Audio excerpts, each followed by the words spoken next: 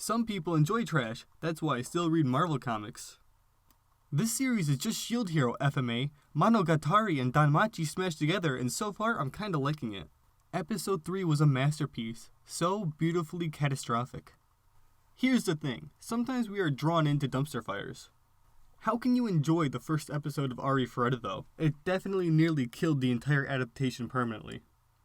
It's still trash. Me, I want Shield Hero. Mom, we have Shield Hero at home. Shield Hero at home. I kinda like that one. End this anime now! I don't need a perfectly good manga and novel being stained by this stained anime. Honestly, how did they mess up this bad? The manga didn't deserve this anime adaptation, I could say. Jesus Christ, you weren't kidding. This is so insanely hilariously bad that I can barely comprehend how it even exists. Is this now officially anime's version of The Room? OMG, the CGI, holy shit, did we find an anime with worse CGI than Berserk 2016? Oh, cool. I had been looking for what the anime version of The Room might be. This is why watching anime without a brain is the best solution to enjoying them. I'm laughing through this whole video because it's so true that this anime adaptation is really awesomely bad. I actually enjoyed the manga quite a bit, so I was excited to start watching how the anime goes. Thanks for giving me a warning, I was saved from disappointment. The Room, but it's anime and it's not connected. I almost want to watch the show, just so I can understand how awesomely bad it is. I like the manga, it looks awesome, but this anime adaptation... Hey guys, what's going on? Matt Toppity here. Today, we're going to be doing an original video, imagine that! Anyways, yeah, I'm going to be talking about Arifureta, from Commonplace to World's Strongest. Now wait! Don't click off just yet. Yeah, I'm aware that it's a very hated anime, to each their own and whatnot. If you've already made up your mind about how much you hate Arifureta, and nothing I say will change your mind, then go ahead and complain with a college thesis about how much you hate me and my channel. This video isn't for you. It's for those who are trying to figure out if they should watch this, and I'm going to try and convince you that you should.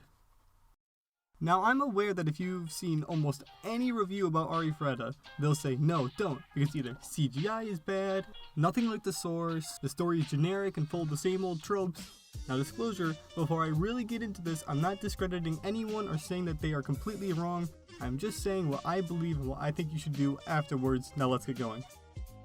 Yes, Arifureta has some weird CGI choices, but honestly the people that complain about the CGI make no sense. I mean, literally pretty much every CGI character is in the background, but it distracts from the story and is disgusting to look at.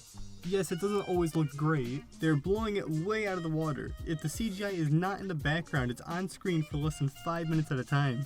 Yeah, it's distracting to look at from time to time, but it doesn't make this a bad anime at all, nor does it lessen the quality.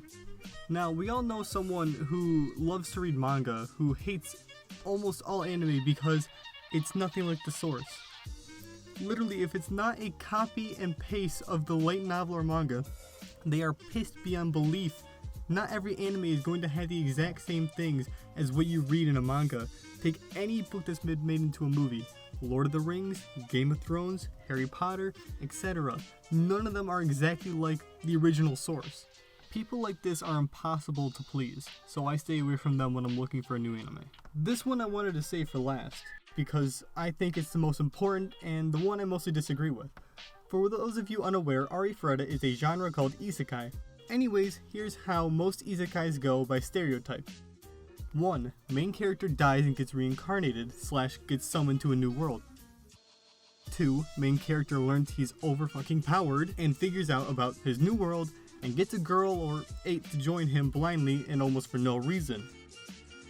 3. Main character's main objective is to defeat big bad boss of their world and free the people, yada yada yada. Obviously I'm skimming heavily, but that's the gist. Now, not all isekais are like this, like Overlord, also one of my favorites. This one's different because the main character is the bad guy, so his goal is just to rule over the world. And now you're probably wondering what any of this has to do with Arifureta. Well, when someone says Arifureta is a basic isekai with a generic plot, it's almost like they didn't even watch the anime.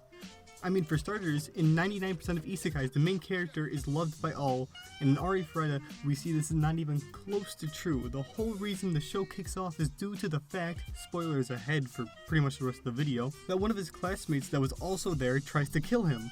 Next, our main character, Hajime Nagumo, is not overpowered at all.